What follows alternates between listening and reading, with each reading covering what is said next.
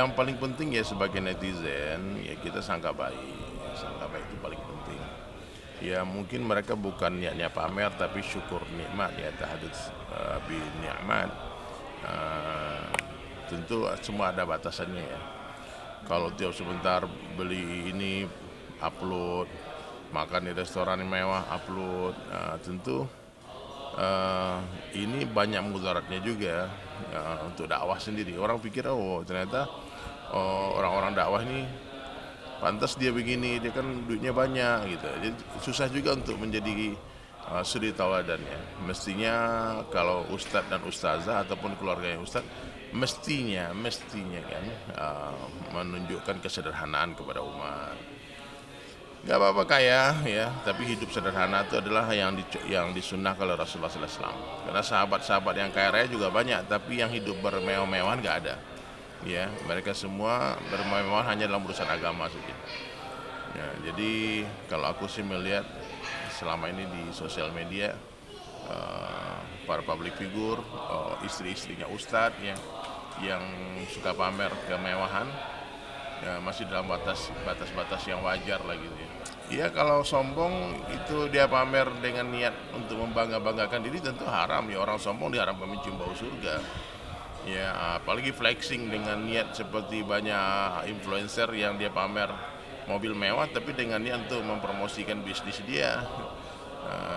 Tergantung niat, innamal a'malu binniyat ya. Jadi idealnya sih sebetulnya nggak usah lah pamer-pamer ya, apalagi kita public figure ya, apalagi kita orang-orang yang mau mendakwahkan tentang hidup sederhana, tentang sunnah Nabi Shallallahu Alaihi Wasallam ya, alangkah baiknya kalau biasa-biasa saja, tidak masalah. Dunia ini kan memang semewah-mewahnya dunia itu nggak ada apa-apa bila dibandingkan akhirat kan ya.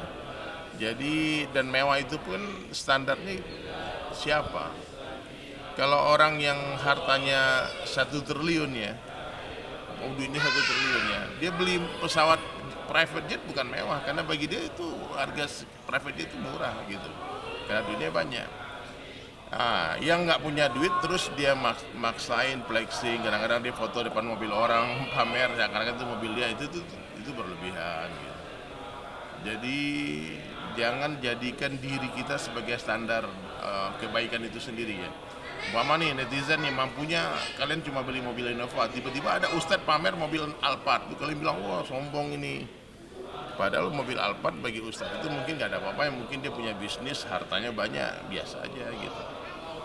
Jadi sangka baik ya, yang dari ustadz dan ustazahnya juga kalau pamer kalau mau posting dakwah aja lah, posting dakwah private life ya, kehidupan pribadi kayaknya banyak mudaratnya deh. Kan nggak enak juga kan kita baca komentar-komentar orang membuli ustadz, membuli istrinya ustadz. Jadi membuat orang lain berdosa itu juga dosa. Jadi gara-gara kita nih orang berdosa gitu, gara-gara kita orang bergibah, bergunjing. Maka nasihat untuk diri saya sendiri, untuk keluarga saya, untuk semua dai-dai di nasional ataupun yang di kampung-kampung ya, tunjukkanlah ke masyarakat bagaimana cara hidup yang diajarkan Islam. Makan minum sederhana, pakaian sederhana, rumah sederhana, kendaraan sederhana, pernikahan sederhana. Meskipun kalian mampu bermewah-mewahan. Asbab rezeki yang tertinggi itu dakwah ya, teman-teman ya.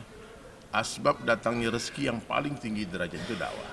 Jadi kalau kalian mau jadi orang yang Allah mudahkan rezekinya, dakwah lah ya. Dengan dakwah itu orang akan dapatkan Allah. Nah jadi rezeki dari Allah itu kalau orang sudah dalam derajat takwa, min haitsu la yahtasib, dari arah yang tidak disangka-sangka. Kalau kalian tanya berapa sih amplopnya Ustadz, berapa sih? Gak mungkin lebih mahal daripada penyanyi dangdut kan. Nggak mungkin ya. Jadi kalau kalian seuzon nih ustadz amplop nih, ada acara nih dibayar 10 juta, 20 juta.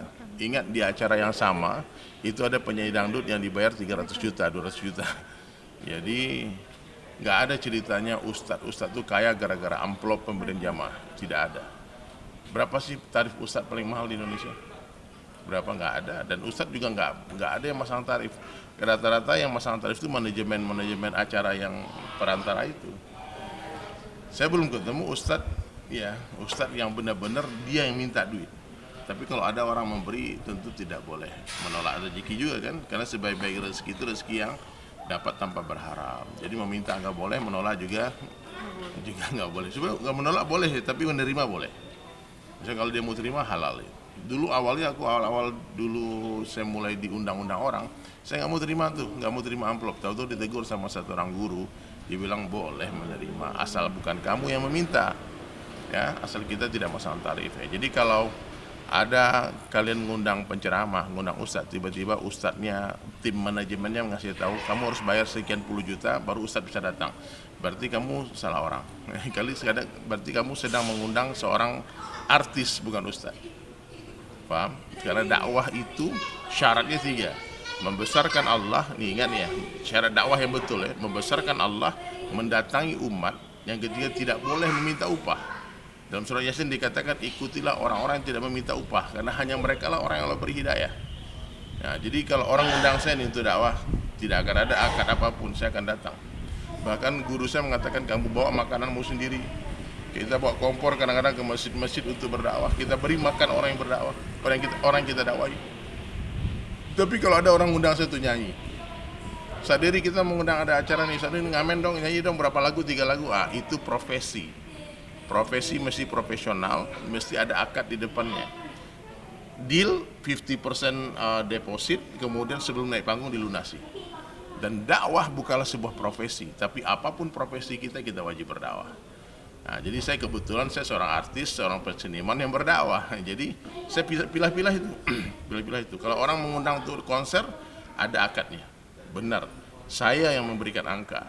Tapi kalau orang yang mengundang, wallahi belum pernah sekalipun saya minta memberikan. Aku kalau sekarang aku nggak datang, nggak ada. Tapi kadang-kadang ada orang yang mengajukan proposal. Dikatakan, Ustadz kami sudah musyawarah, kami ada tafakud duit sekian buat transportasi Ustadz. Itu kan dia yang siapkan, dan itu sebaik-baik rezeki. Kalau udah terucap tuh haknya Ustadz itu. Jadi kalau kalian netizen tanya berapa sih penghasilan Ustadz, tidak terhingga, dari 0 sampai tak terhingga. Kenapa? Karena Allah yang bekerja. Karena seorang dai itu dia bekerja dengan Allah, maka Allah akan bayar gajinya dia. Nah, jadi jangan heran ketika Ustadz tiba-tiba ada mobil mewah di depan rumahnya, itu dari Allah. Ada aja Allah gerakkan hati orang-orang kaya untuk memberikan dia hadiah mobil. Bahkan ada ustadz-ustadz, guru-guru kita diberikan rumah, diberikan ini, tiba ada yang memberikan emas, uang, macam-macam.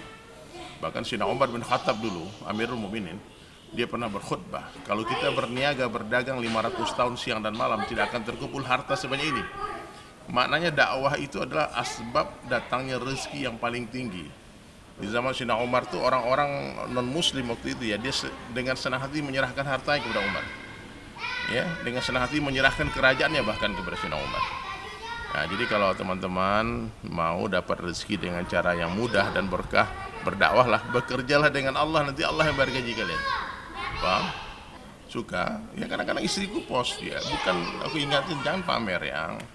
Ya, kita posting biasa saja, syukur. Ya namanya perempuan kadang-kadang dia beli tas, dia foto, dia pamer.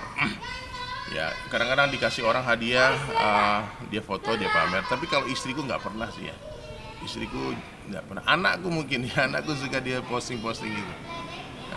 Tapi ya, anak-anak ya pengen dia belikan kosmetik, lipstick, dia foto, dibelikan ini semua, parfum, dipoto. Wah, kalau netizen kan tidak pernah salah, netizen betul terus.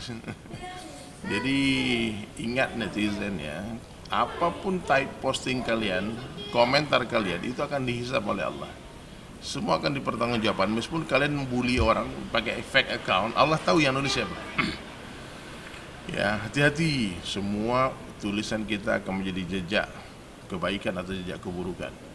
Jadi kalau kalian tidak bisa menulis yang baik-baik, tak usah menulis. Kalau tak mampu melihat yang baik-baik, tak usah melihat, tidur aja. Tak mau bicara yang baik-baik, diam. Tak mau berpikir yang baik-baik, tak usah mikir. Gitu ya. Sangka baik kepada Allah, sangka baik kepada hamba Allah. Apalagi kepada guru-guru kita, kepada para ulama, sangka baik terus. Ya, sangka baik terus. Nih Ustadz nih, masya Allah nih barokah sekali ya bisnisnya, jadi kaya, jadi berkah. Jangan dikit-dikit Ustadz dibully, Ustadz amplop, Ustadz, aduh macam-macam bully jadi maaf. Jadi takutlah kepada Allah, itu aja, takutlah kepada Allah. Karena aku nggak pernah pamer. Kalau aku nggak aman sih. Kalau aku di post di sosmedku dakwah aja. Paling aku posting lagu, ngamen, nyanyi, tausiah, terus jarang sekali aku memposting tentang aku punya apa. Paling kalau lagi live tiba-tiba orang lihat jam besar mahal gitu. Jadi jam kan hadiah orang buat ngasih. Semua jamku mereknya Casio. Casio itu maksudnya kasih orang. Nah, mobil Casio orang. Jadi rata-rata barang-barang mewah yang saya punya itu hadiah dari teman-teman yang baik hati ya, orang-orang muhsin ini. Kalau aku beli sendiri belum pernah ya, aku mengeluarkan uang yang banyak untuk membeli barang-barang dunia. Karena aku udah fokus ya, aku udah fokus bercita-cita dengan istri, dengan anak-anak untuk membangun 1000 masjid sebelum mati. Jadi kalau aku ada duit paling bangun masjid. Paling aku posting masjid yang aku bangun masjid di Ambon, aku posting. Aku punya masjid di Palembang, aku posting. Kayak gitu aja. Dan mudah-mudahan menjadi asbab hidayah, menjadi motivasi buat teman-teman yang lain untuk ikut membangun juga gitu. Kalau aku ya sering sih aku protes ya kalau ada keluarga, anak, istri yang mau posting apa-apa lagi makan di restoran mewah tuh di storyin. Aku bilang kasihan teman-teman kita, saudara kita di Palestina lapar. Masa kamu mau posting makanan ya? Ada empati dikit lah gitu loh. Ini orang-orang Indonesia lagi susah sekarang, kamu mau pamer hidup-hidup mewah dan sebagainya. Nah, tapi rata-rata kalau orang berilmu, kalau ulama, kalau ustazah dia pamer kemewahan, itu bukan karena sombong, bukan karena ingin pamer, tapi karena ingin mensyukuri nikmat. Alhamdulillah ya Allah, engkau beri aku nikmat ini. Nah itu aja, jadi bersihkan hati aja melihat postingan-postingan itu.